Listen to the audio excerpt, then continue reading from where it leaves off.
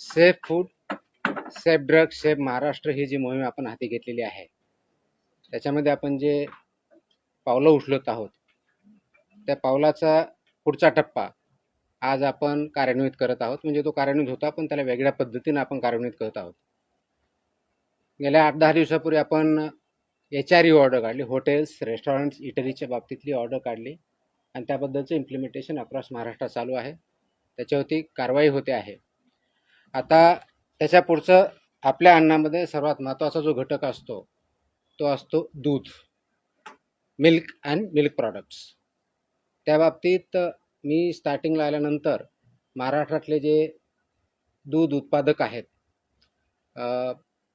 Milk प्रॉडक्टवाले जे आहेत, ते प्रोड्युसर्स आहेत, यांची एक मीटिंग याच ठिकाणी घेतली होती आणि त्याच्यामध्ये आपली परिस्थिती काय आहे हे त्यांच्या निदर्शनास आणून दिलं होतं. कोणते रेग्युलेशन्स, रूल्स, स्टँडर्ड्स त्यांनी पाळायचे, कशा पद्धतीनं पाळायचे याबद्दलही त्यांना प्रेझेंटेशन करून जवळजवळ 1 तास त्याच्यामध्ये चर्चा करून त्यांना मार्गदर्शन केलं होतं. त्यानंतर बऱ्याच अंशी काही ज्या मोठ्या इस्टॅब्लिशमेंट्स आहेत, त्यांनी त्यांच्या स्तरावर त्यांच्या कर्मचाऱ्यांचं प्रशिक्षण घेणं, त्यांचे जे व्हेंडर्स आहेत त्यांचं प्रशिक्षण घेणं, यांचंही काम चालू केलेलं आहे. ही चांगली गोष्ट आहे. परंतु फक्त तेवढ्यापुरतं जाऊन आपल्याला थांबता येणार नाही.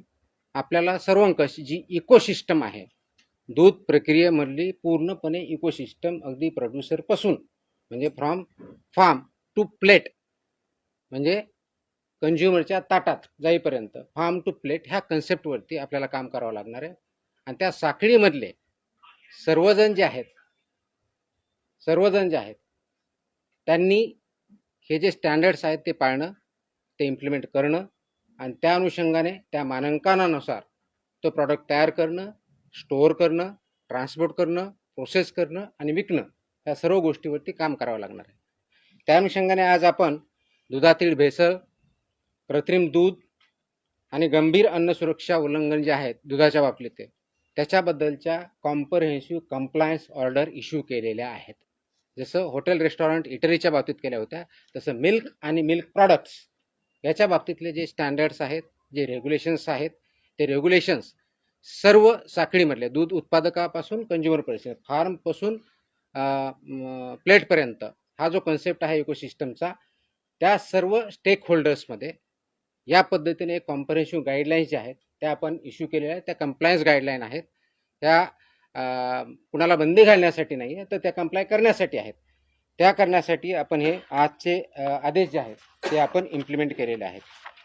हे आदेश इश्यू करण्यापाठीमागं जे आपल्याला सांगितलं त्याप्रमाणे दूध उत्पादकांना, म्हणजे अगदी कलेक्शन सेंटरपासून, बल्क मिल्क कूलरपासून ते कोल्ड चेन मेंटेनपर्यंत, ते प्रोसेसरपर्यंत, पॅकर्सपासून, ट्रान्सपोर्टरपासून सेलर्सपर्यंत यांना कोणते मानकाला नियम लागू आहेत. तर पहिला आता आहे ऑफकोर्स आपले जे रजिस्ट्रेशन किंवा लायसन्सिंगचे ते रूल 2011चे लागू आहेत. त्याचबरोबर अन्न उत्पादन मानके व अन्न संयोजके ज्याला म्हणतो, तो पण स्टँडर्ड्स आणि रूल्स लागू आहेत. त्याचबरोबर दूषके, विषय व अवशेष हे जे आहेत 2011चे ते पण स्टँडर्ड्स लागू आहेत. विक्रीवरील प्रतिबंध व निर्बंध जे आहेत, प्रोहिबिटेड आयटम्सच्या बाबतीत ते रेग्युलेशन्स ते पण लागू आहेत. लेबलिंग आणि प्रदर्शन हे जे आहेत हे पण लागू आहेत.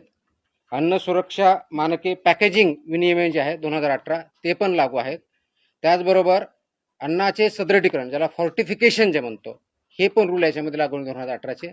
आणि जाहिरात आणि दावे हे पण रूल्स अँड रेग्युलेशन लागू आहेत. म्हणजे 8 प्रकारचे रेग्युलेशन्स फसाई ॲक्ट 2006च्या अंतर्गत जे आहेत आणि 2011चे रूल्स प्लस हे 8 प्रकारचे मिनिमम रेग्युलेशन्स हे प्रत्येक जणाला लागू आहेत.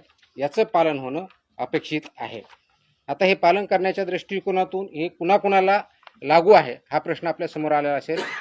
तो सर्वात पहिला जो आहे, दूध संकलन केंद्र, कलेक्शन सेंटर जे असतात ते, किंवा बल्क मिल्क कूलर्स यांना लागू आहेत. दुसरा आहे दूध शीतकरण सेंटर्स, जे केंद्र आहेत, कूलिंग सेंटर ज्याला म्हणतो, तिथं आहेत. दुग्ध प्रक्रिया युनिट्स व उत्पादक, ज्याच्यामध्ये पाश्चरायझेशन आपण करतो, प्रमाणीकरण करतो म्हणजे स्टँडर्डायझेशन, होमोजेनायझेशन जे करतो, निर्जंतुकीकरण करतो, आणि त्याचबरोबर UHT प्रकल्प ज्याला म्हणतात, म्हणजे अल्ट्रा हाय ट्रीटमेंटवाले जे प्लांट असतात त्यांना सुद्धा हे मानक रेग्युलेशन्स रूल्स लागू आहेत. त्याचबरोबर पॅकर्स आणि फिलिंग स्टेशन्स, म्हणजे बऱ्याच वेळेस हे आपण बंद बॉटल्स तयार करतो किंवा पॅकेट तयार करतो, ते पॅकर्स आणि फिलर्स यांना पण हे लागू आहेत. वितरक, वाहतूकदार आणि घाऊक विक्रेते यांना पण हे नियम लागू आहेत. किरकोळ विक्रेते, दूध बूथ्स, दूध विक्रेते व सुटे दूध विक्रेते यांना पण लागू आहेत. स्वयंचलित व बल्क दूध विक्री चालक यांना पाहिलं आहेत. ऑटोमॅटिक व्हेंडिंग मशीन याच्यामध्ये असतात त्यांना. दूध व दुग्धजन्य पदार्थाचे उत्पादक म्हणजे मिल्क प्रॉडक्ट्सवाले, जसे की त्याचबरोबर पॅकिंग करणारे, ह्या दुधाच्या प्रॉडक्टच्या बाबतीत आणि दुधाच्या बाबतीत पॅकिंग करणारे विक्रेते, व यामध्ये पनीर असेल, चना असेल, खवा असेल, तूप असेल, लोणी असेल, क्रीम, दही, चीज, आईस्क्रीम, दूध powder, condensed milk, flavoured milk व इतर सर्व दुग्धजन्य पदार्थ याचे उत्पादक यांना पण हे सर्व नियम लागू आहेत. या सर्वांनी या नियमांचं तंतोतंत पालन करायचं, ज्याच्या माध्यमातून हे परिपूर्ण दूध, सेफ मिल्क हे कंझ्युमरच्या प्लेटपर्यंत, घरापर्यंत जाईल. कोणत्याही प्रकारचं त्याच्यामध्ये अडल्टरेशन असणार नाही, कोणत्याही प्रकारचं त्याच्यामध्ये कंटॅमिनेशन असणार नाही, कोणत्याही प्रकारचं सबस्टँडर्ड मिल्क ते असणार नाही. म्हणजेच सेफ असेल, अनसेफ किंवा सबस्टँडर्ड किंवा मिसब्रँडेड अशा प्रकारचं मिल्क किंवा मिल्क प्रॉडक्ट्स हे कंझ्युमरपर्यंत आपल्याला देता येणार नाही, विकता येणार नाही किंवा प्रक्रिया करता येणार नाही. यासाठी हे नियम लागू आहेत. आता थोडक्यात, कारण डिटेल ऑर्डर आहे, प्रेस नोट पण डिटेल देतोय मी, त्याच्यामध्ये काही गोष्टी आपल्याला शॉर्टमध्ये सांगतो, कारण हे जर डिटेल सांगायला गेलं तर खूप मोठ्या प्रमाणात वेळ लागेल. ते आपण प्रेस नोटमध्ये निश्चितच वाचाल हे मला अपेक्षित आहे, त्याचप्रमाणे त्याची पब्लिसिटी कराल हे मला अपेक्षित आहे. पण थोडक्यात जर आपल्याला सांगायचं झालं तर याच्यामध्ये जसं ॲप्लिकेबिलिटी सांगितली, त्याचप्रमाणे याच्या बाबतीत कर्तव्य व जबाबदाऱ्या ज्या आहेत, तर या FBO ज्या फूड बिझनेस ऑपरेटर ह्या सेक्टरमध्ये जे काम करतात त्याच्यामध्ये त्याचे हाताळणारे दूध व दुग्धजन्य पदार्थ हाताळणारे, प्रक्रिया करणे, साठवणे, वितरण करणे, विक्री करणे अशा सर्व आस्थापनामध्ये याच्यामध्ये हे इम्प्लिमेंटेशन करणं गरजेचं आहे. तिथल्या पायाभूत सुविधा आणि स्वच्छता ह्या महत्त्वाच्या आहेत. जे युनिट आहे, जसं हॉटेलच्या बाबतीत मी सांगितलं होतं तसं या बाबतीत पण आहे.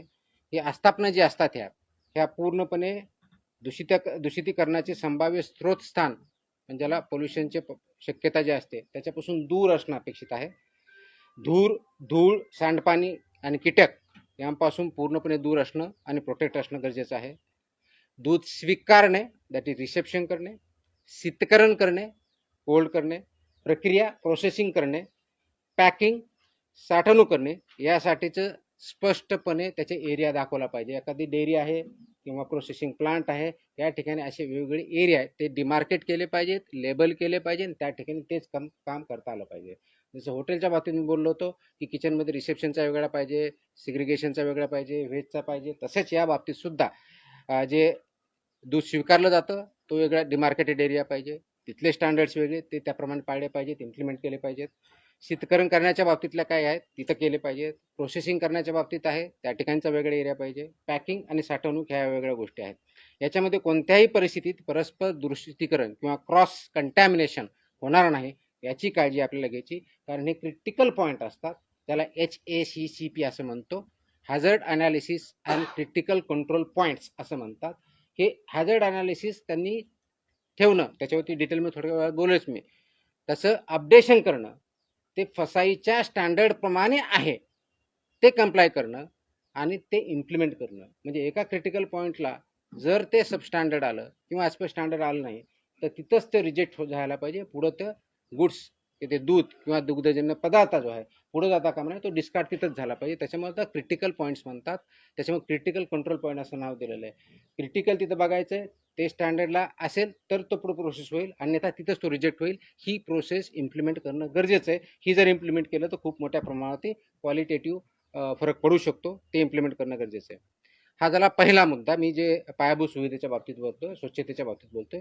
दुसरा मुद्दा जो आहे, दुधाच्या संपर्कात येणारे सर्व पृष्ठभाग, भांडी, जे तुमचा सरफेस एरिया जिथं जिथं असेल तिथे, भांडी, युटेन्सिल ज्याला म्हणतो, पाईपलाईन, टाक्या व उपकरणे ही फूड ग्रेड लेवलच्या पाहिजे. अन्न श्रेणीतील म्हणजे जरा फूड ग्रेड जे सामान असतं ते वापरणं गरजेचं आहे. Stainless steel, food grade stainless steel हेच प्रॉडक्ट वापरणं अपेक्षित गरज आहे, किंवा इतर मान्यता प्राप्त विषमुक्त गंजरोधक पदार्थांची असावीत, हे मॅन्डेट आहे. बऱ्याच वेळेस आपण बघतो की स्टेनलेस स्टील नसतं किंवा फूड ग्रेड नसतं, तर ते चालणार नाही. त्याचबरोबर ती तात्काळ किंवा चांगल्या पद्धतीने इमिजिएटली स्वच्छ करता आली पाहिजे, ज्याला आपण CIP म्हणतो, क्लिनिंग प्लेस, ते पटकन करता आलं पाहिजे, त्या दृष्टीचीही पाहिजे. तिसरा महत्त्वाचा जो मुद्दा इन्फ्रास्ट्रक्चरच्या बाबतीतला, तो परवानाधारक जो आहे ते कीटक नियंत्रण, पेस्ट कंट्रोल जे आहे त्या बाबतीत त्यांचं संस्थेबरोबर टायअप पाहिजे, ज्या रजिस्टर्ड आहे त्यांच्याकडून ते पेस्ट कंट्रोल रेग्युलर बेसिसवर घेणं अपेक्षित आहे. तो वैध करार असला पाहिजे आणि त्याच्यामुळे कोणत्याही प्रकारचा उंदीर, कीटक व माशांचा प्रादुर्भाव याच्याबद्दल शून्य सहनशीलता किंवा झिरो टॉलरन्स पॉलिसी आहे, त्याप्रमाणे इम्प्लिमेंट केलं पाहिजे. गेल्या वेळेस मी हॉटेल, रेस्टॉरंट आणि इटरीच्या बाबतीत मी हे एक सांगितलं होतं की पेस्ट कंट्रोल व्यवस्थित पाहिजे. माझ्या असं काही निदर्शनास येत आहे की बऱ्याच लोकांनी त्याच्यामध्ये सुधारणा डेफिनेटली केलेली आहे, परंतु काही ठिकाणी फक्त ते सर्टिफिकेट दाखवलेलं गेलेलं आहे की आम्ही करून घेतलेलं आहे म्हणून, पण ते केलं जात नाही. यांच्यावरती आम्ही फक्त सस्पेन्शनशीच नव्हे तर रजिस्ट्रेशन कॅन्सलची कारवाई करून त्याच्याकडून प्रॉसिक्युशन पण करणार आहोत. तर हे सर्वांनी लक्षात घेतलं पाहिजे की फसवण्यासाठी करू नका, हे कंप्लायन्ससाठी आहे, हे थ्रेटन करण्यासाठी नाही, कारण याचा पूर्णपणे इम्पॅक्ट हा आपल्या नागरिकावरती, प्रत्येकावरती होतो, कारण ते फूड कंझ्युम केलं जातं आणि त्याचे परिणाम होतात. दुसरा जो मुद्दा मी सांगितला तो दूध स्वीकारणे, खरेदी, साठवणूक व शीतसाखळी हा एक क्रिटिकल पॉईंट आहे. याच्यामध्ये जे दूध घेतो आपण ते सर्व दूध व कच्चा माल जो आहे हे फक्त रजिस्टर्ड व्हेंडर्सकडूनच घेणं अपेक्षित आहे, कारण आपल्याला ट्रेस करणं गरजेचं आहे, मॅन्डेट आहे. रजिस्टर्ड व्हेंडर्स त्यांच्याकडे असणं, त्यांचं रेकॉर्ड असणं, दररोज किती घेतलं त्याचं रेकॉर्ड असणं, त्याच्यामध्ये रिजेक्टेड जर काही दूध असेल तर त्याचं रेकॉर्ड व्यवस्थित ठेवणं, त्याचं रजिस्टर मेंटेन करणं, ते सबमिट करणं, हे सर्व जे कलेक्शन सेंटर्स आहेत, जे युनिट आहेत त्यांना मॅन्डेटरी आहे. हे खरेदी व संकलनाबाबतच्या नोंदी कमीत कमी 6 महिने हे त्यांनी प्रिझर्व करायच्या. 6 महिन्यामध्ये कोणत्याही अधिकाऱ्याने किंवा ऑथॉरिटीने ते रेकॉर्ड जर मागितलं तर त्यांनी सबमिट करणं मॅन्डेटरी आहे. त्याचबरोबर प्राप्त होणाऱ्या प्रत्येक खेप, ज्याला ट्रिप म्हणतो, टँकरच्या माध्यमातून असेल किंवा इतर असेल, ती स्वीकृतपूर्वी चाचणी करणं बंधनकारक आहे.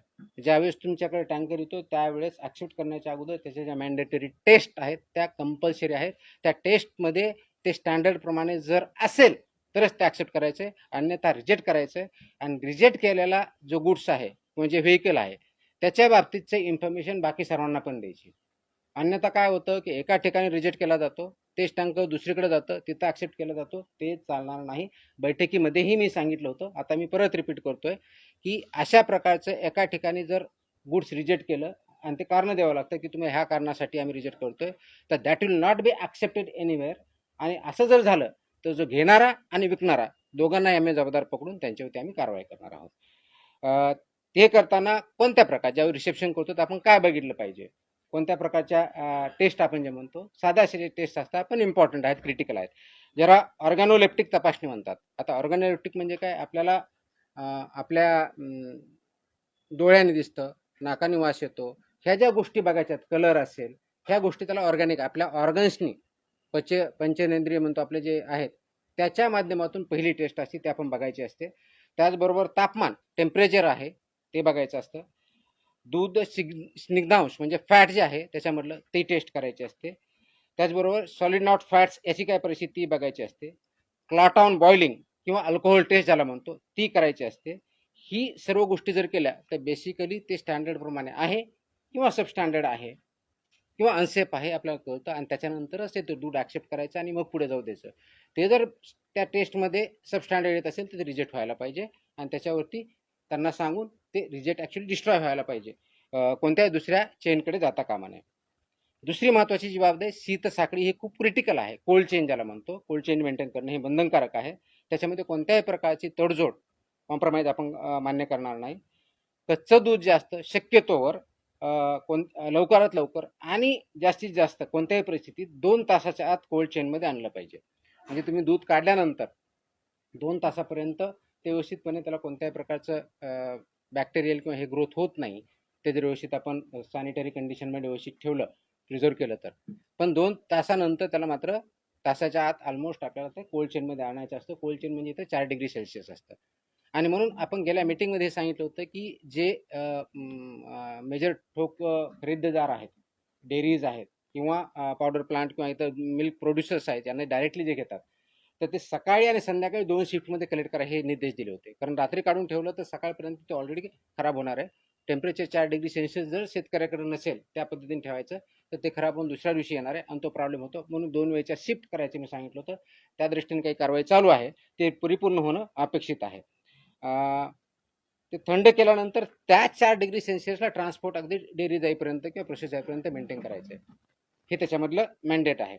आणि जर फ्रोझन फूड असेल तर त्याला -18 डिग्री सेल्सिअसमध्ये प्रिझर्व करणं अपेक्षित आहे. कोल्ड आणि फ्रोझन याच्यामधला हा फरक आहे, 4 डिग्री आणि -18 डिग्री. हेच करत असताना परत गेल्या वेळेस जसं सांगितलं होतं की हे पदार्थ जे आहेत जमिनीपासून उंच, भिंतीपासून दूर, झाकलेल्या, लेबल लावलेल्या, कीड प्रतिबंधक भांड्यातच ठेवायचे आहेत. त्या गाईडलाईन्स आहेत, त्याला फिफो सिस्टमनुसार ते इम्प्लिमेंट करायचं आहे. हा एक दुसरा भाग झाला. तिसरा क्रिटिकल जो पॉईंट आहे तो आहे उष्णता प्रक्रिया, भरणे, सीलबंद करणे आणि पॅकेजिंग करणे. हा क्रिटिकल तिसरा पॉईंट आहे. याच्यामध्ये हीट ट्रीटमेंट जी आहे ती योग्य प्रमाणात झाली पाहिजे, योग्य वेळेत झाली पाहिजे. जसं की आपल्या नियमानुसार असं आहे की पाश्चरायझन करायचं म्हणजे नेमकं काय करायचं, तर पाश्चरायझन म्हणजे 63 डिग्री म्हणजे 63 डिग्री सेल्सिअसला कमीत कमी 30 मिनिटं तुम्हाला तापावं लागतं. आय रिपीट, 63 डिग्री सेल्सिअसला 30 मिनिटं किंवा 72 डिग्री सेल्सिअसला तुमचे 15 सेकंद किंवा दोन्हीचं कॉम्बिनेशन. या लेवलला केलं तर पाश्चरायझन होतं, नाही तर पाश्चरायझ होत नाही. ते पाश्चरायझन त्या लेवलला करणं अपेक्षित आहे. त्यानंतर इमिजिएटली ते 4 डिग्री सेल्सिअसला आणायचं. ही हीट ट्रीटमेंट झाली की कोल्ड तुमची 4 डिग्रीपर्यंत आणायची, मग ते पाश्चरायझ दूध होतं, अदरवाईज ते पूर्णपणे होत नाही. म्हणून आणि ते केल्यानंतर त्याला एक टेस्ट असते, फॉस्फेटेज टेस्ट म्हणतात त्याला. ती जी टेस्ट आहे ती निगेटिव्ह येणं अपेक्षित आहे, म्हणजेच ते प्रॉपरली पाश्चरायझ झालं हा त्याचा अर्थ होतो. हे जे पाश्चरायझ करणारे युनिट्स आहेत त्यांनी ही काळजी घ्यायची की या पद्धतीने होईल आणि याचा लॉग मेंटेन केला जाईल, त्याचा रेकॉर्ड मेंटेन केला जाईल आणि त्याच्यामध्ये पूर्णपणे ट्रान्सपरन्सी असेल. तसंच निर्जंतुकीकरण जे आहे जे म्हणतो हे सीलबद्ध पात्रामध्ये किमान ज्यावेळेस आपण म्हणतो ते 115 डिग्री सेल्सिअस 115 डिग्री सेल्सिअस तापमानावर कमीत कमी 15 मिनिटं तापवायचं किंवा UHT ट्रीटमेंट असेल, अल्ट्रा हाय टेम्परेचर ज्याला म्हणतो, ते 135 डिग्रीला तापमानावर किमान 1 सेकंद एवढ्या टेम्परेचरमध्ये ते सीलबंद डब्यामध्ये पॅक करायचे आणि त्यानंतरच ते पॅकेज मिल्क म्हणून आपल्या ते पॅक जे मिल्क आहे त्याप्रमाणे आपल्याला करता येतं. तर ही प्रक्रिया जर आपण पार पाडली नाही तर याचा इम्पॅक्ट क्वालिटेटिव्ह होतो, त्याच्या प्रिझर्वेशनवर होतो आणि ऑफकोर्स त्याचे जे स्टँडर्ड्स आहे याच्यावरती होतो. एक महत्त्वाचा मुद्दा याच्या बाबतीतला जो आहे तो उष्णता प्रक्रिया केलेले जे दूध आहे त्या बाटल्यामध्ये किंवा इतर पात्रामध्ये भरणे हे ऑटोमॅटिक म्हणजे यांत्रिकी पद्धतीने करणं अपेक्षित आहे. कारण ज्यावेळेस तुम्ही बाटली सीलबंद करता, फिटिंग अँड सीलिंग ज्याला म्हणतात, सीलबंद करता, ती मॅन्युअली केली तर परफेक्ट होत नाही, म्हणजे त्याला ॲक्च्युअली सीलबंद होत नाही, ते बंद होऊ शकतं. तर सीलबंद करण्यासाठी it has to be mechanical, हे मॅन्डेट आहे. त्याच्यामुळे ते प्लांटमध्ये केलं जातं आणि जेणेकरून ती उघडता येणार नाही, उघडली तर कळेल. कोणी जर ओपन केलं तर त्याच वेळेस कळेल आणि ओपन केल्यानंतर पुन्हा सेल करता येत नाही. तर तुम्हाला ते जर पाश्चरायझ मिल्क किंवा ते सीलबंद केलेलं असेल तर सीलबंदच विकता येतं. त्याच्यामधून सुट्टं करायचं आणि त्याच्यातून सुट्टं दूध विकायचं हे चालणार नाही, हे अनुज्ञेय नाही, याला बंदीच आहे. तर ही दुसऱ्या प्रकारची सांगितले उष्णता प्रक्रिया, भरणे, सीलबंद करणे आणि पॅकेजिंग करणे याच्याबद्दलचा क्रिटिकल पॉईंट आहे. चौथा जो पॉईंट आहे गेल्या वेळेस बोललो होतो, आताही सांगतोय, जे हँडलर्स आहेत, फूड हँडलर्स, त्यांची ॲन्युअल चेकअप, त्यांचे ड्रेस कोड, त्याचं सॅनिटेशन हे सगळ्यांनी बघायचं आहे. हे करत असताना FSMS सिस्टम जी म्हटलं होतं, फूड सेफ्टी मॅनेजमेंट सिस्टम, ती त्यांनी इम्प्लिमेंट करायची, तयार करायची, इम्प्लिमेंट करायची. पण सर्वात महत्त्वाचं म्हणजे HACCP जे आता बोललो होतो, ज्याला हॅझर्ड अनालिसिस क्रिटिकल कंट्रोल पॉईंट्स, ही सिस्टम जोपर्यंत आपण इम्प्लिमेंट करणार नाही तोपर्यंत प्रोसेस चांगली होणार नाही, स्टँडर्डायझेशन प्रमाणे होणार नाही आणि ते करणं गरजेचं आहे. आणि म्हणून हे इम्प्लिमेंट करणं, तो कम्प्लायन्सचे अपडेट करणं, म्हणजे आजच्या डेटपर्यंत अपडेट करणं, तो फसाईचे जे टोटल रेग्युलेशन्स आहेत 22, त्या 22 रेग्युलेशन, पर्टिक्युलरली 8 आता मी जे वाचून दाखवले त्याच्यापासून कम्प्लायंट असायलाच पाहिजे. तो डिस्प्ले करणं आणि 6-6 महिन्यांनी होईना तर पिरियॉडिक रिपीट करून ते इम्प्लिमेंट करणं हे अपेक्षित आहे. हे करण्यासाठी थर्ड पार्टी ऑडिट मॅन्डेटरी आहे आणि ते थर्ड पार्टी ऑडिट जर त्यांनी केलं तर ते तृतीय पक्ष लेखापरीक्षण हे बंधनकारक राहील आणि त्याच्यावरती आम्ही पण त्याच्यात जाऊन तपासणी करू. त्याचबरोबर मग ग्राहक माहिती, लेबलिंग आणि पारदर्शकता असायला पाहिजे. जे लेबलिंगच्या बाबतीत महत्त्वाची गोष्ट आहे. उत्पादाचे नाव, त्याचा वर्ग, क्लास ऑफ मिल्क, परवाना किंवा नोंदणी क्रमांक, लागू असल्यात डेअरी प्रोडक्टचा लोगो असेल तर लोगो, घटकांची यादी, त्याच्यामध्ये कोणते कोणते घटक आहेत त्याची यादी, पोषण विषयक माहिती, nutritional information about the product of the food, म्हणजे मिल्क किंवा मिल्क प्रॉडक्ट जे असेल त्याच्याबद्दलची, हिरवे इथं चिन्ह आहे कारण हे डिफाईंडच व्हेजिटेरियन म्हणून, त्याच्यामुळे त्याला हिरवाच चिन्ह भेटेल, त्याला रेड कुली भेटणार नाही. बेस्ट बिफोर एक्सपायरी किंवा यूज बाय हे दिनांक आणि मॅन्डेटरी व्यवस्थित पाहिजे, त्याच्यानंतरचं वापरायचं नाही. निव्वळ प्रमाण म्हणजे किती, नेट ज्याला म्हणू ते किती आहे. उत्पादक किंवा पॅकिंग करण्याचे नाव व संपूर्ण पत्ता हे मॅन्डेटरी आहे. आणि कोणत्याही दूध किंवा दुग्धजन्य पदार्थाचे संघटन, फॅट, SNF, पोषण मूल्य, सेंद्रिय, नैसर्गिक, A1, A2 किंवा आरोग्याविषयक गुणधर्म याबाबत कोणताही खोटा, दिशाभूल करणारा किंवा अतिशयोक्ती दावा करता येणार नाही. आपण जे लेबलिंग करू किंवा ॲडव्हर्टाईज करताना ह्या कोणत्याही गोष्टी याच्यामध्ये चालणार नाही. तर आमचे A1 आहे, A2 आहे, याच्यामध्ये असे क्वालिटीज आहेत, अगदी आईच्या दुधापेक्षा चांगलं आहे, हे ॲब्सोल्युटली मिसलिडिंग आहे. अशा कोणत्याही प्रकारचा क्लेम दूध किंवा दूध प्रॉडक्ट्सवाल्यांना करता येणार नाही. आणि असं जर कोणी करत असेल त्यांच्यावरती प्रॉसिक्युशन आणि क्रिमिनल प्रोसिडिंग सुद्धा आम्ही करू. हे करत असताना 6 महिन्याखाली बालकांनी वापरू नये हे काही ठिकाणी जे बंधनकारक आहे ते क्लिअरली लिहिलं पाहिजे. Not to be use for infants below 6 months. ते कोणतं आहे, कंडेन्स स्किम मिल्क जे आहे त्या पद्धतीने बघितलं म्हणजे नाही, हे बाबतीत आहे. दूध पावडर, स्कीम मिल्क पावडर, गोड किंवा फ्लेवर्ड कंडेन्स मिल्क तसेच द्रवरूप दूध पदार्थ करण्यासाठी पुनर्गठित करता येणाऱ्या तत्सम उत्पादनावर हे वाक्य महत्त्वाचं आहे. Not to be use for infants below 6 months हे मॅन्डेटरी आहे. आणि माझी विनंती आहे की पालकांना सुद्धा या पद्धतीचे प्रॉडक्ट्स हे 6 महिन्याच्या खालच्या बालकांना किंवा इन्फॅन्ट्सना देऊ नयेत. ते त्यांच्यासाठी अनुज्ञेय नाही किंवा ते योग्य नाही आहे आणि म्हणून ते प्रॉडक्टवरती त्याचं लेबलिंग असणं अपेक्षित आहे. बाकीचे जे कंडेन्स मिल्क आहे, मशीन स्कीम मिल्क आहे किंवा पार्टली स्कीम्ड आहे, हे सर्व गोष्टी त्याच्यामध्ये क्लिअर त्या लेबलिंगवरती असल्या पाहिजेत. एक महत्त्वाचा, बऱ्याच वेळेस मला वेगवेगळे नागरिक किंवा आपल्यामधून काही प्रश्न विचारले जातात. आईस्क्रीम आहे, कुल्फी आहे, चॉकलेट आहेत किंवा सॉफ्टी आईस्क्रीम आहे, यांच्या बाबतीत सुद्धा लेबलवर स्पष्ट गोष्टी लिहिल्या पाहिजेत.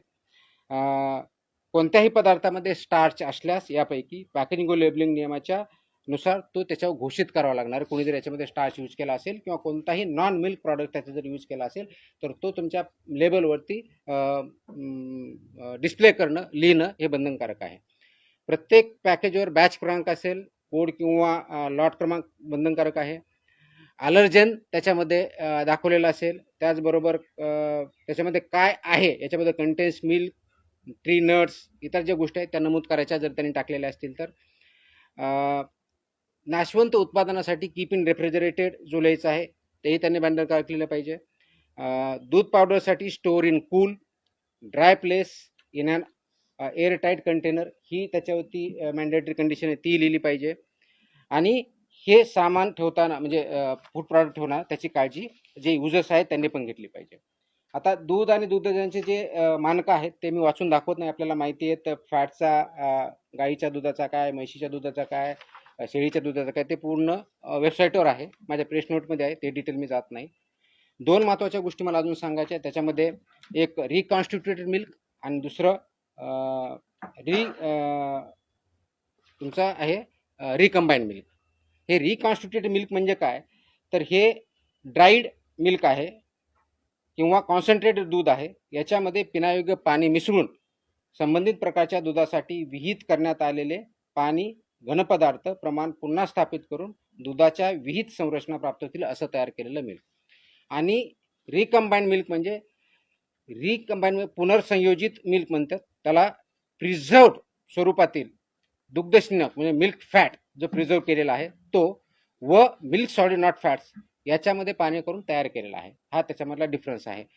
हे वापरताना त्याच्यामध्ये दुधाच्या बाबतीतला स्निग्धांश, स्निग्धांश विरहित घनपदार्थ स्त्रोत ह्या केवळ वाळविले ड्राईड किंवा सदन म्हणूनच दुधाचा वापर करावा आणि त्याचप्रमाणे असणं अपेक्षित आहे. याच्यामध्ये एक फूड ॲडिटिव्ह जे अलाउड आहेत तेच ॲड करायचे, त्याच्या व्यतिरिक्त कोणतेही करायचं नाही. ज्या ठिकाणी फॉर्टिफिकेशन ऑफ मिल्क झालेलं आहे, म्हणजे या ठिकाणी व्हिटॅमिन्स पर्टिक्युलरली ए आणि व्हिटॅमिन डी टाकले, त्या याच्यावरती एफ हा मोठ्या बोल्ड लेटरमध्ये लिहायचं आहे. त्याकडून लोकांना कळेल की याच्यामध्ये फॉर्टिफिकेशन्स कोणत्या पद्धतीच्या आहेत. हे करत असताना पाश्चराईजच्या बाबतीत एक 2-3 महत्त्वाच्या गोष्टी ज्या मी सांगायच्या म्हटलं होतं, तर त्या सीलबंदला कोणत्याही प्रकारचे छेडछाड जर असेल तर कुणीही विकत घेऊ नये आणि विकणाऱ्याने ते विकू नये. ड्युली लेबर्ड पॅकमध्ये विक्रीस देता येतं, त्याच्या व्यतिरिक्त देता येत नाही. फिलिंग आणि सिलिंग हे अंतिम उष्णता ज्यावेळेस असते त्या मोमेंटला करायचं असतं, त्याच्या अगोदर किंवा त्याच्या नंतर नाही, हे त्यांना पाहायचे. पाश्चराईज प्रमाणित किंवा इतर कोणताही उष्णता प्रक्रिया केलेलं जे दूध आहे ते उघड्या कॅनमधून, ड्रममधून किंवा सीलबंद नसलेल्या पात्रामधून सुट्या स्वरूपात विक्री करणं अनुज्ञेय नाही. ते सीलबंदमध्येच विक्री करावं लागेल. त्याला ओपन करून ते ॲज अ लूज मिल्क म्हणून ते आपल्याला विकता येणार नाही. आणि म्हणून फिलिंग अँड बॉटलिंग व सीलिंग याची प्रक्रिया जे प्लांट आहेत त्यांनी व्यवस्थितपणे पाळणे, ते इम्प्लिमेंट करणे, इन्क्लुडिंग सेलर पॉईंटपर्यंत ते बघणं गरजेचं आहे. आणि जर रॉ मिल्क असेल तर ते रॉ मिल्कवरती हे लिहिलं पाहिजे की याच्यामध्ये हे दूध कच्चं असून सेवन करण्यापासून उकळणं आवश्यक आहे, हे त्याच्यावरती लिहिणं गरजेचं आहे. आता याच्यामध्ये दूध संकलन केंद्राने काय करायचं हे मी दिलेलं आहे. त्याचे डिटेल्स गाईडलाईन आहेत. त्याचबरोबर दूध शीतकरण केंद्राने काय करायचं याच्या जवळजवळ 9 प्रकारच्या गोष्टी त्यांनी करायच्या. त्याच्यामध्ये क्लिनिंग इन प्लेस पाहिजे, तापमान मेंटेन केलेलं पाहिजे, इन्स्ट्रुमेंट पाहिजे, त्याचे कॅलिब्रेशन पाहिजेत, सांडपाण्याची व्यवस्था पाहिजे. ह्या सगळ्या गाईडलाईन या माझ्या ऑर्डर्समध्ये आहेत, त्याच्यामुळे डिटेलमध्ये जात नाही. परंतु याच्यामध्ये ह्या ज्या गाईडलाईन्स मी सांगितल्या त्या ॲप्लिकेबिलिटी कोणाला सांगितली, एंड टू एंड आपल्याला सिस्टम, ज्याला इकोसिस्टम म्हणतो, ते आपण डेव्हलप करतोय. याच्यामध्ये जर व्हायोलेशन केले तर पनिशमेंट ज्या अनसेफ फूडच्या बाबतीत आहे किंवा अडल्चरेटच्या बाबतीत किंवा कृत्रिम दुधाच्या बाबतीत जे आहे, ज्याला सिंथेटिक मिल्क म्हणतो आपण, जे केमिकलपासून बनवलेलं असतं, त्याच्या बाबतीत आणि अशा केसमध्ये डेथ झाला तर कमीत कमी 7 वर्ष, जास्तीत जास्त आजन्म कारावास इतका आहे, 10 लाख रुपये दंड आहे. या अशा अनुदानामुळे जर गंभीर दुखापत झाली, जर ग्रीव्हस इंजरी म्हणून, 6 वर्षापर्यंत कारावास आणि 5 लाख रुपये दंड आहे. गंभीर स्वरूपाची नसलेली दुखापत झाली तर 3 लाखापर्यंत दंड आहे, 1 वर्षाचा कारावास आहे. कोणतीही दुखापत झाली नसल्यास 3 महिन्यापर्यंत कारावास आणि 3 लाखापर्यंत दंड आहे. आणि सबसिक्वेंटचा जर असेल तर ऑफकोर्स फर्स्ट कंडिशन 1 लाख रुपये दंड अतिरिक्त वापर लावला जाऊ शकतो. अन्न सुरक्षा ऑफिसर जे आहेत आपले FSO यांनी जप्त केलेला किंवा ताब्यात केलेले दूध किंवा इतर कोणत्याही वस्तू हस्तक्षेप करता येणार नाही. ती हटवणे किंवा त्याच्याशी छेडछाड करणे हा 6 महिन्यापर्यंत कारावास आहे. त्याच्यामुळे ऑफिसरच्या याच्यामध्ये आपण जे म्हणतो की माझ्या सेंटरमध्ये, माझ्या युनिटमध्ये मी एंट्री करू देणार नाही, हे आपल्याला चालणार नाही. ऑफेन्सेस बाय कंपनी जे करतात तो गुन्हा झाल्यास प्रत्येक कंपनीवर त्याच्यावर व्यवसायाचं जे आहे पूर्णपणे कारवाई करण्यात येईल. दंडाच्या बाबतीत जर बघितलं तर रजिस्ट्रेशन नसेल किंवा लायसन्स नसेल तर 10 लाख रुपयेपर्यंत दंड आहे, त्याच्याशिवाय तुम्हाला काम करता येणार नाही. Up to 10 lakh is a fine. दिशाभूल करणारी ॲडव्हर्टाईज असेल, खोटी असेल तर 10 लाखापर्यंतचा दंड आहे. आतापर्यंत अनफॉर्च्युनेटली आम्ही दंड खूप कमी करायचो, इथून पुढे आम्ही मॅक्सिमम दंड, म्हणजे कुणी दिशाभूल केली तर आम्ही 10 लाख रुपये दंड लावणार, या पद्धतीने काम करणार आहे. फॉल्स क्लेम इन्फॉर्मेशन दिली तर त्याच्यामध्येही 10 लाखापर्यंतचा दंड आहे. दुधामध्ये भेसळ करण्यासाठी वापरल्या जाणाऱ्या कोणत्याही पदार्थावरती भेसळकारक पदार्थाचा ताबा ठेवणे, तो पदार्थ आरोग्यास अपायकारक असल्यास 10 लाखापर्यंतचा दंड, इतर बाबतीत 2 लाखापर्यंतचा दंड ही तरतूद आहे. मागणी केलेल्या स्वरूपाचे, गुणधर्माचे किंवा गुणवत्ता नसलेले दूध किंवा दुधाचे पदार्थ विकणे याच्यामध्ये 5 लाखाचा दंड आहे. त्याच्यामुळे ह्या दंडाच्याही तरतुदी आपल्या ह्या डिटेलमध्ये दिलेल्या आहेत, ह्या सर्वांना लागू आहेत. त्याप्रमाणे त्याचं इम्प्लिमेंटेशन आपण करूयात आणि ते इम्प्लिमेंटेशन जर केलं तरच आपण एंड टू एंड ही साखळी जी आहे ते आपण चांगल्या पद्धतीनं इम्प्लिमेंट करू शकतो. आता थोडक्यात जर याच्यामध्ये सांगायचं तर आमचं मिशन काय आहे, आपलं मिशन काय महाराष्ट्राचं, तर महाराष्ट्राचं मिशन आहे की महाराष्ट्राला प्रत्येक नागरिकाला हे आपल्याला सुरक्षित अन्न द्यायचं आहे, शुद्ध सकस दूध द्यायचं आहे आणि त्याच्या माध्यमातून आपल्याला भेसळमुक्त महाराष्ट्र दुधाच्या बाबतीत करायचं आहे. हे करत असताना फूड सेफ्टी मॅनेजमेंट सिस्टम आपल्याला डेव्हलप करायची, पूर्ण इकोसिस्टम आपण डेव्हलप करत आहोत आणि याच्यामधलं गायडिंग प्रिन्सिपल हे पब्लिक हेल्थ हे आहे आणि त्याचबरोबर जेन्युइन बिझनेसेस जे आहेत त्यांना प्रमोट करणं, त्यांना सपोर्ट करणं आहे आणि नॉन जेन्युइन बिझनेसेस जे आहेत त्यांना पनिशमेंट करणं, त्यांना सिस्टमच्या बाहेर काढणं हे आहे. याच्यामध्ये आरोग्यविषयाच्या दुधातल्या ज्या थोडक्यात मी परत रिपीट करून चिंता काय आहेत तर पाण्याची भेसळ होते, हा महत्त्वाचा मुद्दा आहे. सिंथेटिक दूध वापरलं तर दुसरा मुद्दा आहे. युरिया, डिटर्जंट, कॉस्टिक सोडा, स्टार्च, ग्लुकोज, मेलामाइन इत्यादी रसायनांचा वापर करतो तो पूर्णपणे प्रोहिबिटेड आहे. तो पॉयझनस आहे. That is not allowed. ते करता येणार नाही. मिल्क फॅट व एसएनएफ याचं मानांकाप्रमाणे मानांकांचं उल्लंघन करता येणार नाही.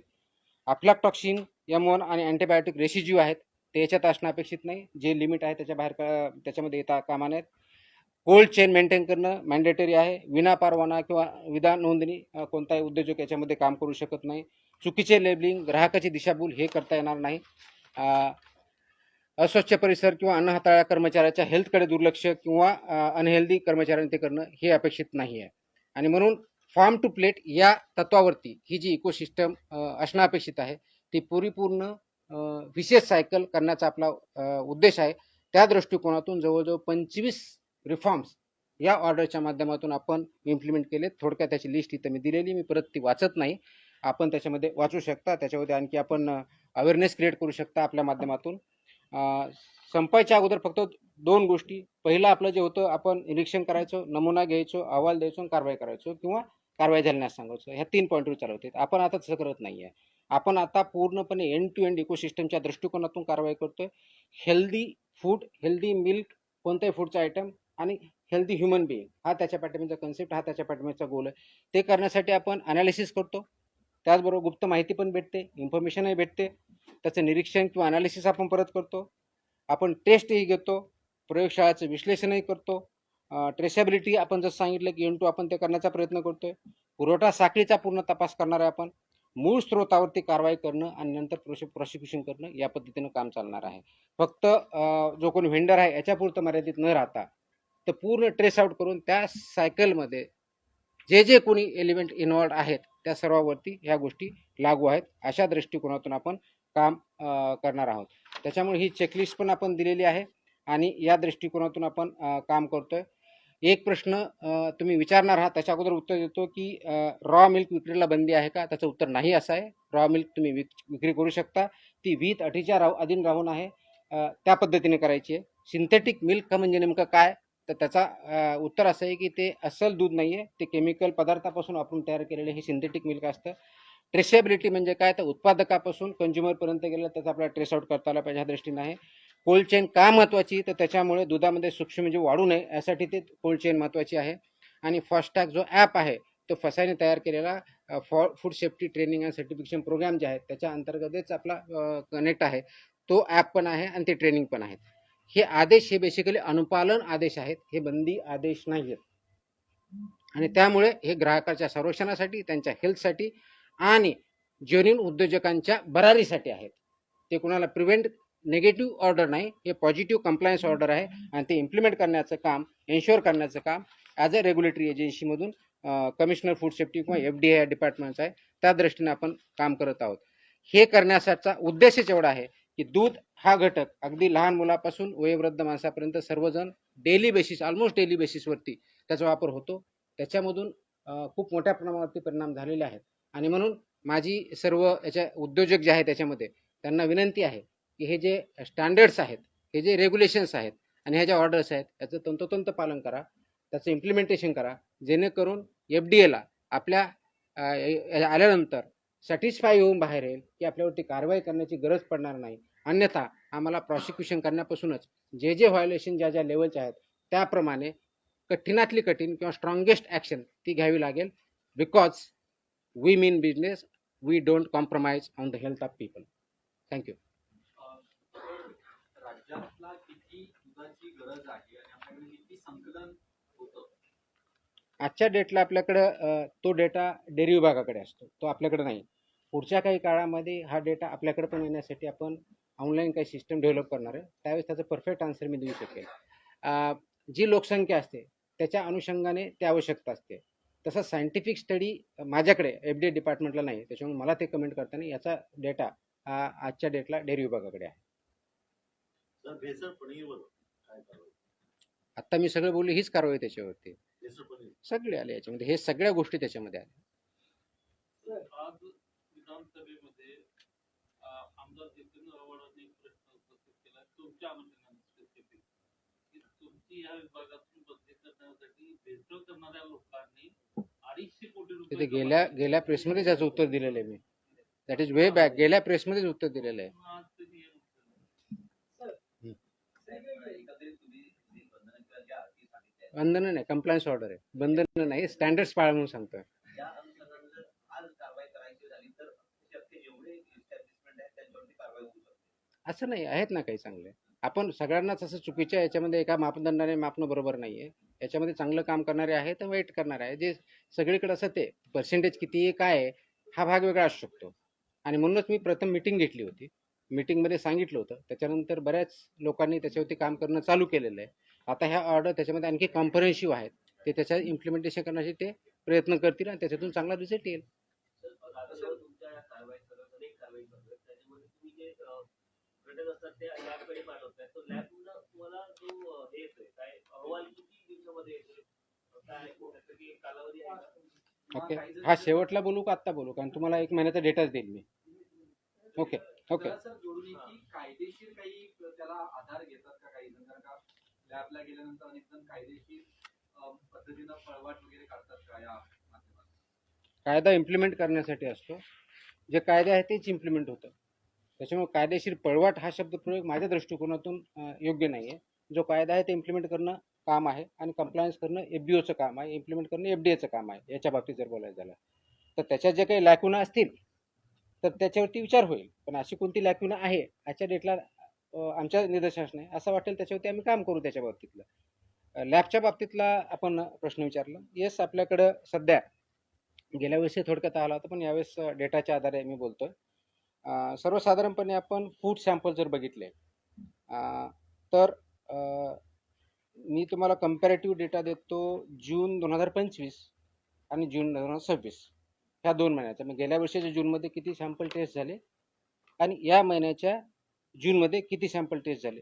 तर गेल्या वर्षी जून महिन्यामध्ये फूडचे 1622 सॅम्पल आपल्या 3 ज्या लॅब आहेत त्याच्यामधून झाले होते. यावर्षी जून महिन्यामध्ये 7494 सॅम्पल एवढे टेस्ट झालेले आहेत. त्याच्यामुळे रेट वाढलेला आहे. त्याची कालच मी डिटेल प्रेस नोट दिलेली आहे. याच्या बाबतीत आम्ही काय काय मेजर्स घेतलेले आहेत. त्याच्यामध्ये 2 शिफ्टमध्ये काम करणं आहे. त्याच्यामध्ये बॅचेसमध्ये टेस्टिंग करणं आहे. म्हणजे एकाच प्रकारचे जर 10 नमुने असतील 15 असतील आणि ती कॅपॅसिटी जर असेल तर तेवढे एका बॅचमध्ये लावणं असेल. त्याचं प्लॅनिंग मॅनेजमेंटच्या बाबतीत केलेलं आहे. प्रोहिबिटेड आयटमच्या बॅचेस प्रायोरिटीवरती घेतलेल्या आहेत. मिल्कच्या बॅचेस प्रायोरिटीवरती घेतलेल्या आहेत. त्यांना स्पेसिफिक काही डेस्क दिलेले आहे की ते फक्त त्याचंच काम करतील. हे जे मॅनेजमेंट आहे किंवा इथलं ओव्हरऑल मॅनेजमेंट आहे त्याचं मॅनेजमेंटला फरक पडलेला आहे. अजून पुढच्या महिन्यामध्ये याच्यामध्ये फरक पडलेला असेल. आमचं टार्गेट असं आहे की ऑगस्टच्या पहिल्या आठवड्यापर्यंत म्हणजे जुलै एंडपर्यंत आपण करंट लेवलला येऊ. कोणत्याही प्रकारचे लेगसी राहणार नाही. सो दॅट फूडचा सॅम्पल आला त्याला 14 दिवसाची लिमिट आहे. त्या 14 दिवसाच्या आतच त्याचे रिझल्ट जातील आणि फक्त रिझल्ट जाण्यापर्यंत आम्ही करणार नाही. ते रिझल्ट आल्यानंतर त्याच्यावर जी पुढची कार्यवाही होणं अपेक्षित आहे माझ्या अधिकाऱ्याकडनं आणि FBOs कडनं ती लॉजिकल कन्क्लुजनला नेऊ याच्यावरती आम्ही काम करतो. अनेक वेळेला असं सोशल मीडियावरती व्हिडिओ बघतो की कोणत्याही पद्धतीची रसायनं टाकून ते दूध बनवण्याचा प्रकार केला जातो. तशी कुठची आहे किंवा त्याच्या बाबतीत काय? आपण याच्यावरती सोशल मीडियावरती रिस्पॉन्स मी नाही करणार. सोशल मीडियावरती कुणी काय टाकतं याला काय सोर्स नसतो. तर जे काय आता मी सांगितलं कोणत्या प्रकारचे अनवॉन्टेड म्हणजे प्रोहिबिटेड आयटम आहेत यूज करायला ते आपल्याला करताच येत नाही. तसे जे सापडतं आपण कारवाई करतोच आहे.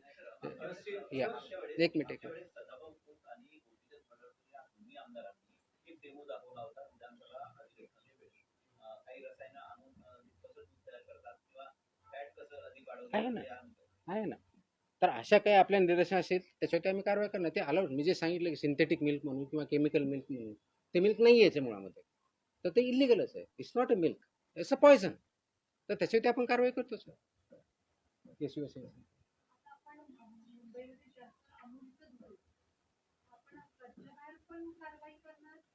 माझा अधिकार राज्यापुरता आहे. महाराष्ट्रात जे काही दूध येतं ते कोणते असू दे. महाराष्ट्रात जे दूध येतं किंवा जे प्रॉडक्ट असतात ते महाराष्ट्राच्या ज्युरिडिक्शनमध्ये आहे. ठीक आहे तर ना. हे अमूल कूलचे दूध येतं अमूल कूलचं जे दूध येतं स्वीट ते किती दिवसापासून ठेवू शकतो असा? त्याच्यावर लिहिलेलं असतं ना. 500 राजे आहेत आता मी सांगितलं. त्याच्या लिमिटेशन ठरलेले आहेत त्याच्या. जाहिरात सर बीडमध्ये म्हटलं की शिवराच्या बाबतीत वेगवेगळ्या पद्धतीच्या जाहिराती केल्या जातात. सॉरी नाही कोणतरी बीडचं कोणतरी सर, काहीतरी मी- होतं. हा. बीडमध्ये श्रीकृष्ण केक बर्फी फार्मवरती देखील कारवाई करण्यात आली, पण गावकऱ्यांचं असं म्हणणं आहे की लाखो रुपयांचा जो मुद्देमाल होता तिथे फक्त 35,000 रुपयाचं हजार दाखवले आणि कारवाई म्हणजे आरोपी जे होते ते एकच जणावरती कारवाई केलेली, कारण तो 7 ते 8 जण होते त्या ठिकाणी. ज्यावेळेस कारवाई होते त्यावेळेस तिथला मुद्देमालाचा पंचनामा होतो, तो समक्ष होतो. ते किती आयटम आले त्याचे फोटो काढले जातात, त्याची व्हिडिओग्राफी पण आम्ही सांगतो. मोबाईलच्या माध्यमातून आपण काही वेगळे इन्स्ट्रुमेंट दिलेले नाही आहेत. त्याच्यामुळे असं जर कोणी म्हणत असेल की त्यांच्याकडे काही पुरावा असेल जे क्लेम करतात त्यांनी मला सादर करावा, त्याच्यानुसार मी त्याच्यावर कारवाई करेन. पण फक्त बोलायचं की एवढा मुद्देमाल लाखाचा होता, त्यांनी जाऊन बघितलं होतं का लाखाचा होता का 35,000चा होता का 1 कोटीचा होता हे मला माहित आहे. त्यांच्याकडे काही पुरावा असेल डेफिनेटली आपण कारवाई करू. ती कारवाई बीडमध्ये 2 दिवसापूर्वीची कारवाई बोल रात्री 2-3च्या दरम्यान सुरू झालेली कारवाई ती. जशी इंटेलिजन्स आमच्याकडे आला आमची टीम तिथं गेली, ते पूर्णपणे तपासल्यानंतर त्याच्यामध्ये सगळ्या चुकीच्या गोष्टी आढळल्या.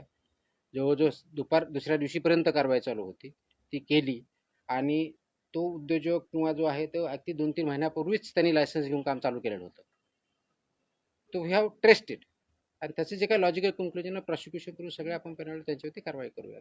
सर अजून एक होता, मुंबईत अनेक ठिकाणी जे पान जे आहे ते विकलं जातं, काही जे पान सेवन केल्यानंतर चक्कर येणं, बीपी लो होणं किंवा अशा प्रकारचे त्यांना प्रकार जे आहे ते समोर येताना पाहायला मिळतात. यावरती देखील काही कारवाई करणार आहे? अरे एफडीचे प्रश्न विचारे बाबा. नाही आता तू पान खाणार खायच्या बाबतीचा माझा इश्यू नाही. पण अनेक ठिकाणी सर असं म्हणायचं होतं की गुटखा किंवा नाही. अशा पद्धतीचं नाही गुटखावरती बॅनच आहे. असे गुटखा कोणी वापरत असेल ते सांगा, आम्ही कारवाई करतोच आहे ना. कुरिअरच्या माध्यमातून पण हल्ली गुटखे बाहेर होतात. अरे हो असं कुठे येत असेल कोणी पाठवणं असेल तर आम्हाला सांगा, आम्ही पण मागू आणि आम्ही कारवाई करू, काही अडचण नाही. We do that also. म्हणजे कुणी असा ॲड्रेसवर येत असेल तर आम्ही कुणाला तरी पाठवायला हवं, ॲड्रेस मागायला तर आम्ही तसंही करतो. आम्ही करतो ना तसे, काहीच अडचण नाही. असं असेल तर माहिती असेल तर डेफिनेटली कारवाई करू आपण, काहीच अडचण नाही.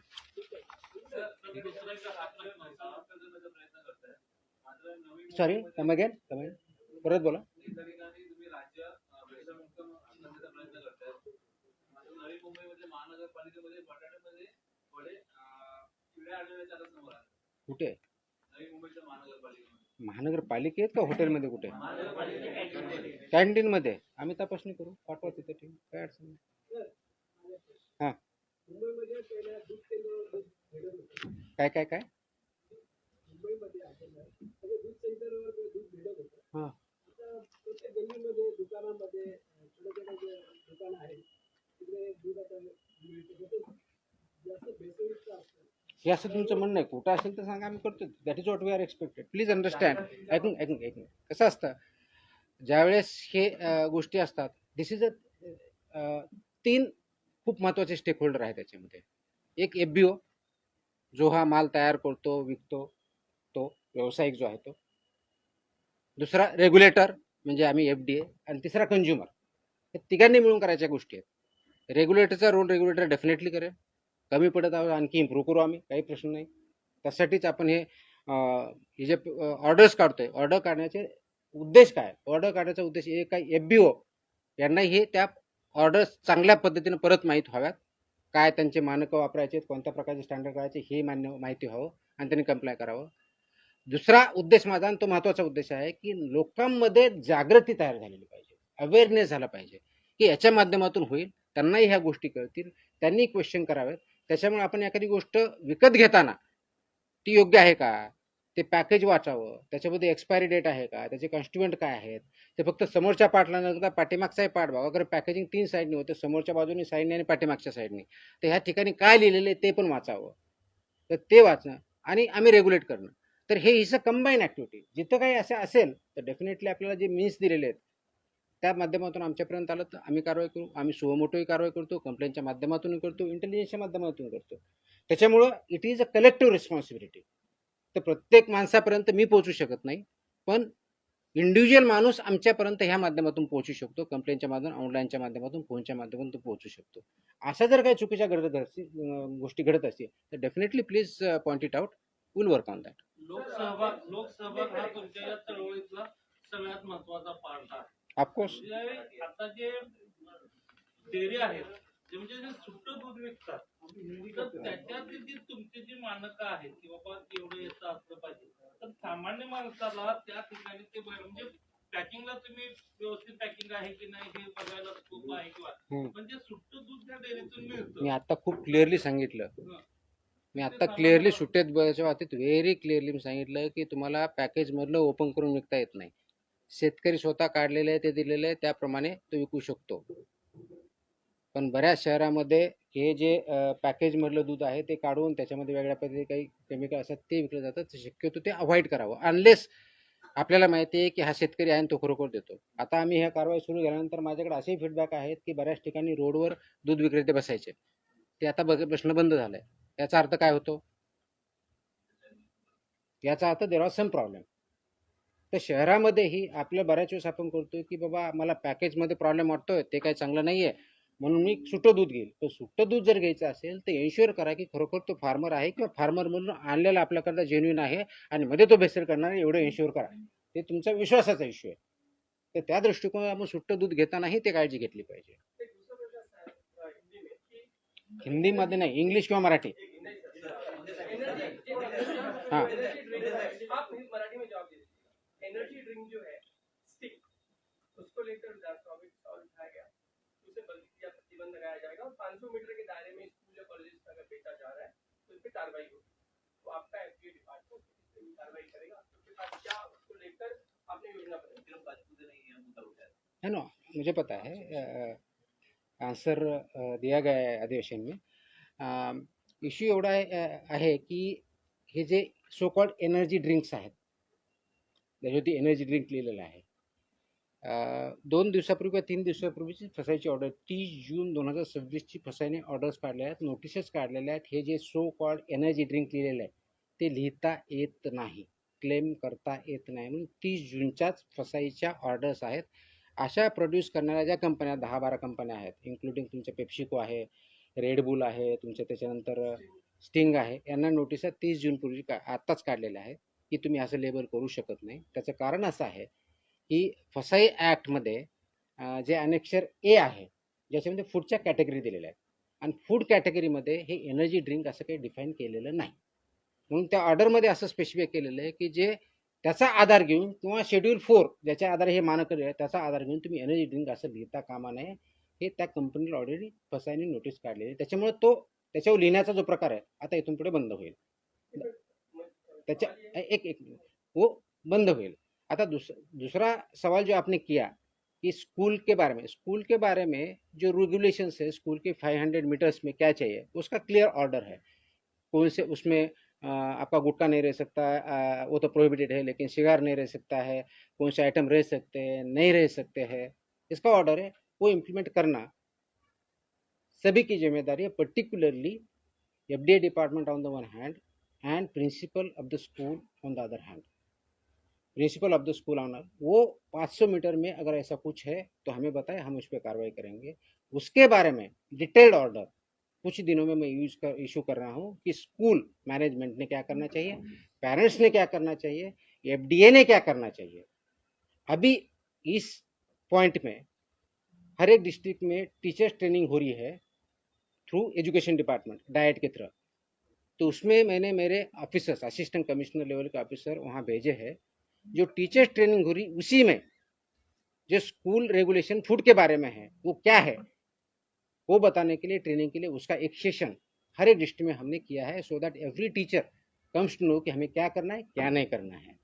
राइट फ्रॉम उनका वेंडर कैसा होना चाहिए, वहाँ कौन सा खाना अलाउ करना चाहिए, कौन सा नहीं करना चाहिए, कौन सा बैन है, ये सब गाइडेंस हर एक टीचर के पास जा रहा है, टीचर की ट्रेनिंग के थ्रू जा रहा है. अभी आज ऑन अभी चल रहा है तो हर एक डिस्ट्रिक्ट में हो रहा है तो एक अवेयरनेस होगा.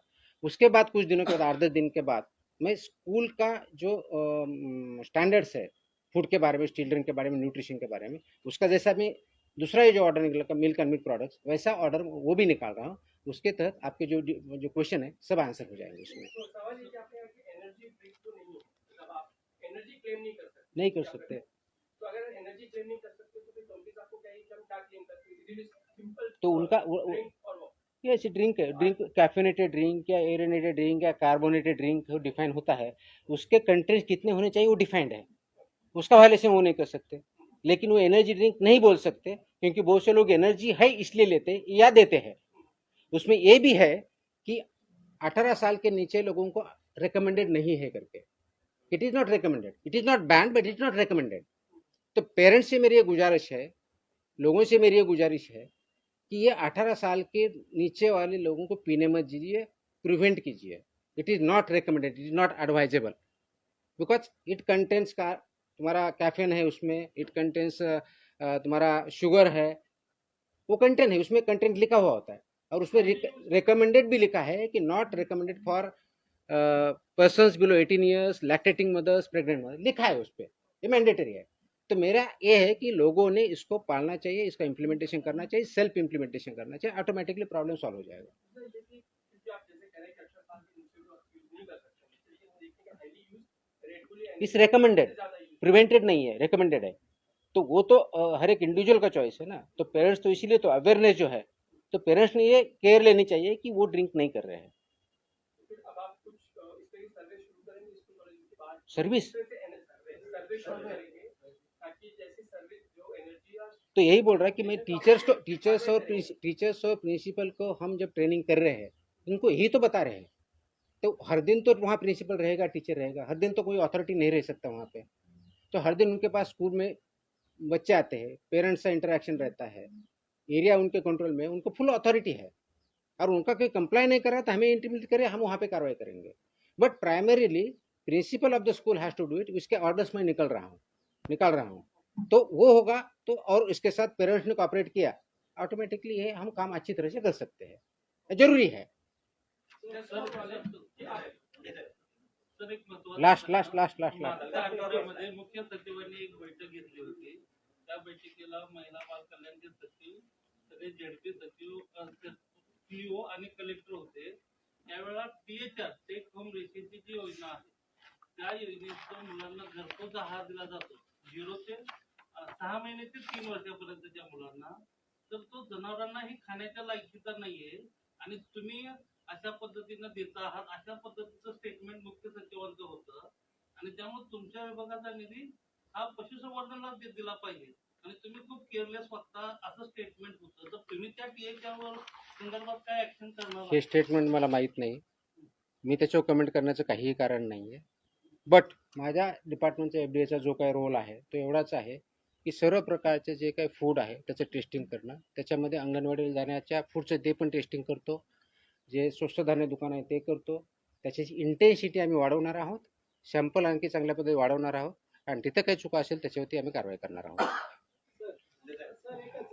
अरे एक मिनिट, आता भरपूर वेळ झाला आहे, आणखी तुम्हाला याच्यावर थांबू का काही दुसरी जी महत्वाची चालेल त्याच्यावर काही बोलू? म्हणजे माझी इच्छा नव्हती, पण तुम्ही प्रश्न नंतर विचारणार होता. तर हॉटेल जेव्हा कारवाई विचारतो तुम्ही बोलला असता, मग ती प्रश्न ती पण देतोय, पण ह्या दोन सेपरेट आहेत. सो देर फर्स्ट ही ऑर्डर आहे ती परमनंटली लॉंग टर्मची, आणि हॉटेलच्या बाबतीत जी HRE ऑर्डर काढली होती आपण, त्याच्यानुसार पहिल्या 2 दिवसाच्यात आपल्याकडे माहिती आलेली आहे. त्याच्यानंतरचे आपण जे कारवाई केलेल्या आहेत 1 आणि 2 जुलैला, तर महाराष्ट्रभरामध्ये एकूण 154 हॉटेल रेस्टॉरंटवरती आपण व्हिजिट केलेले आहेत, 154 अक्रॉस महाराष्ट्र. त्याच्यापैकी 32 हॉटेल रेस्टॉरंटचे परवाने रद्द करण्यात आलेले आहेत. 66 यांना इम्प्रूव्हमेंट नोटीस आपण दिलेली आहे, त्याचे डिटेल्स देईलच मी. त्याचबरोबर पान गुटखा, मसाला गुटखा विक्री याच्यावरती 13 व्यक्तींना अटक केलेली आहे गेल्या 2 दिवसामध्ये. 5 आस्थापना सील केलेल्या आहेत, 4 वाहनं जप्त केलेली आहेत, जवळजवळ 2,41,40,00,000चा प्लस माल प्रतिबंधित अन्नपदार्थाचा साठा जप्त केलेला आहे. ह्या ज्या हॉटेलवरच्या कारवाया आहेत त्याच्यामध्ये ठाणे विभागात 10, नाशिक विभागात 10, पुणे विभागात 7, अमरावती विभागात 4, छत्रपती संभाजीनगर विभागात 1 इत्यादी निलंबनाच्या कारवाया झालेल्या आहेत. त्याचे नावं लिस्ट सगळी दिलेली आहे मी. अपेक्षित हे आहे की याच्यावरती लोकांनी सुद्धा आपण जिथं अन्न खातो ते व्यवस्थित आहे का, ते मानकाप्रमाणे आहे का हे बघणं अपेक्षित आहे. हॉटेल आहे तर तिथं पहिलं तर फसायचं लायसन्स किंवा लायसन्स आहे की नाही बघा, असेल तर अगदी ज्या मी HREच्या ऑर्डरमध्ये सांगितलेलं आहे ती स्वच्छतेपासून सगळ्या गोष्टी आहेत का ते बघा, जे आपल्याला दिसू शकतात. विभागनिहाय तुम्हाला जर हॉटेलच्या बाबतीतली माहिती दिली तर मुंबईमध्ये 17 म्हणजे बृहन्मुंबई या विभागामध्ये 2 जिल्हे जे येतात, 17 आपण हॉटेलला व्हिजिट किंवा इन्स्पेक्शन केले, 5 सुधारणा नोटीस दिल्या. कोकणामध्ये 23, 10 परवानगी निलंबन केले. पुण्यामध्ये 53, 25 सुधारणा नोटीस, 7 परवानगी निलंबित केले. नाशिकमध्ये 20 सुधारणा नोटीस, 7 निलंबन परवानगी 10. छत्रपती संभाजीनगर 4 आस्थापनांना व्हिजिट केली, 1 परवाना निलंबित केला. अमरावतीमध्ये 23 ठिकाणी व्हिजिट केल्या, 15 सुधारणा नोटीस दिल्या, 4 निलंबन केले. नागपूरमध्ये 14 सुधारणा नोटीस 10 आणि महाराष्ट्रामध्ये एकंदर 154 व्हिजिट, 62 सुधारणा नोटीस, 32 लायसन्स सस्पेंड केलेले आहेत. आणि याच्यापेक्षाही मोठी कारवाई आजही चालू आहे आणि चालू राहणार आहे. मात्र आमचा फोकस सगळ्या सेक्टरवरती राहणार आहे. हॉटेल चालू झालं म्हणजे दूध कमी झालं किंवा प्रोहिबिटेड आयटम कमी झालं असं नाही. प्रोहिबिटेड आयटम कशाही परिस्थितीत आम्ही कमी करणार नाही. दूध आणि दुधाजन्य पदार्थ याच्यावरती खूप मोठा फोकस आहे. वेगवेगळे सेक्टर्स आहेत, त्या वेगवेगळ्या सेक्टरवरती कारवाई चालू आहे आणि त्याचे परिणाम आपल्याला पुढच्या काळात डेफिनेटली दिसतील. आय थिंक नाही आता बस झालं, आपण खूप बोललो, माझा घसा दुखायला लागला. आपण नंतर भेटूया. चलो, थँक्यू.